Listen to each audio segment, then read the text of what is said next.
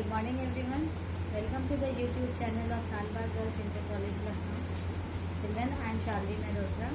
Today we will read the interesting story about the king and his kingdom. The name of the story is The Real Successor. Let us see. Once upon a time, there lived a king in northern India.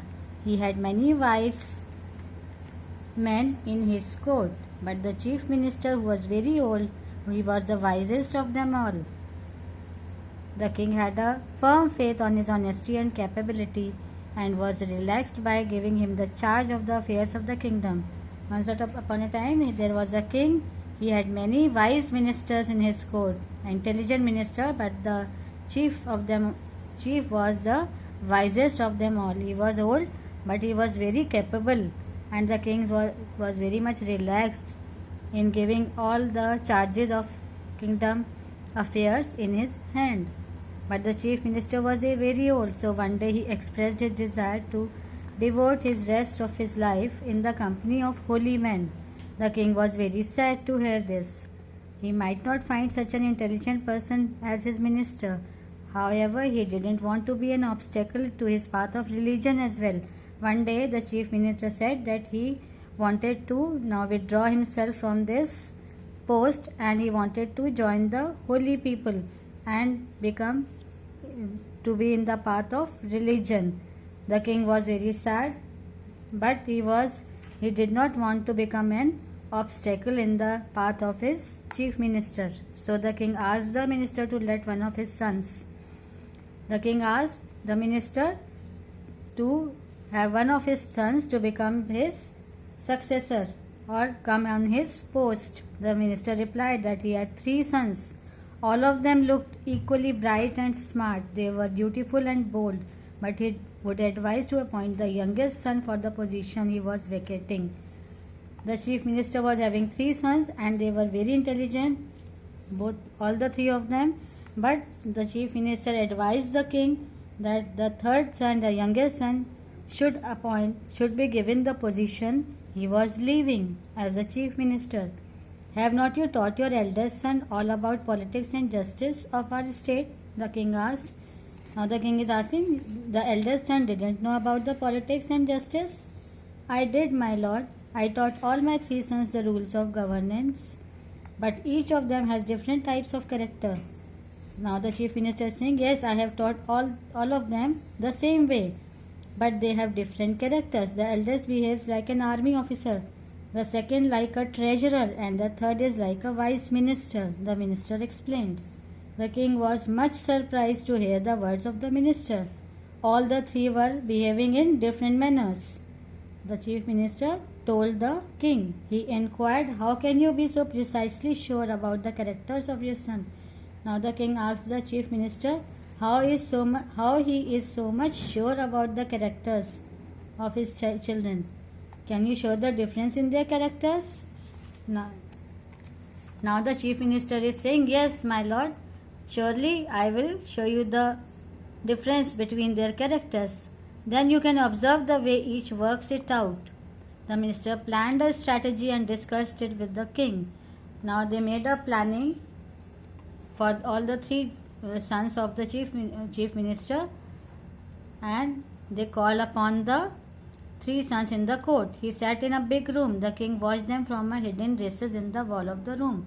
Now the chief minister called all the 3 sons in the court, and he was talking to them, and the king was looking from behind the room. The minister spoke to them in a serious tone. Listen, my sons, I have taught politics, justice and rules of governance to all of you. Now I have grown too old to serve the king. So I want to test your wits so that I may recommend each one of you for a suitable job at the king's court. Now the chief minister is saying to the 3 sons that I have become old and I want all the 3 of you to be appointed in the king's kingdom for the suitable job. He further said, at the center of the royal garden stand shrubs of special black roses. Each of you should go there and pluck a rose, each from there. But the special black roses are heavily guarded. Plucking flowers from those shrubs is strictly forbidden. Now the chief minister gave them the task that in the royal garden are the shrubs. Shrubs are the small trees of black roses. Each of you will go there and pluck a black rose from there. But you be aware that it is strictly forbidden and it is not allowed to pluck the roses. So you have to go there very carefully.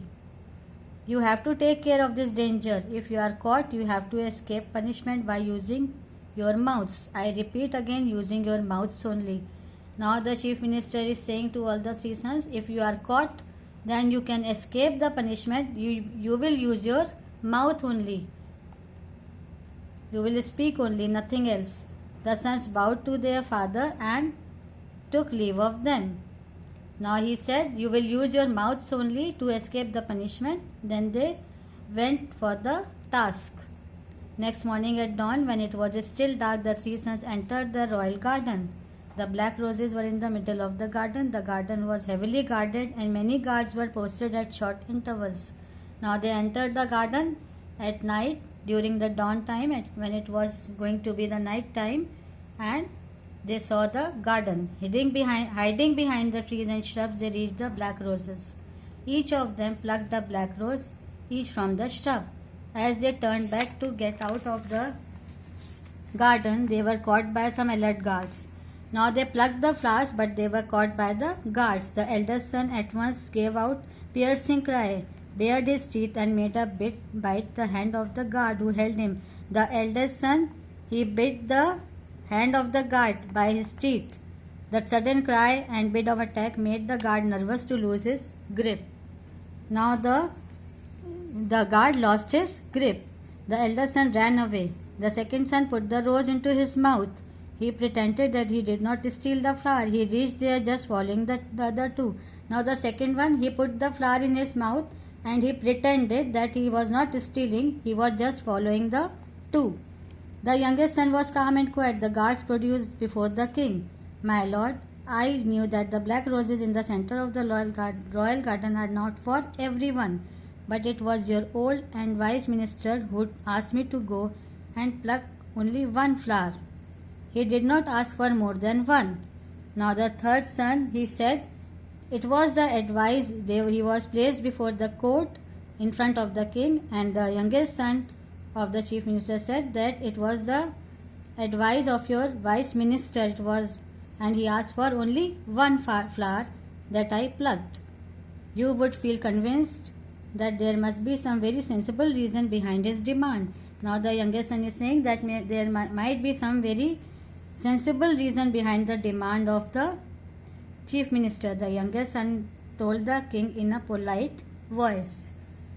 All the wise men present in the court praised him. The king too was much amused. Now all the wise people in the court praised the youngest son.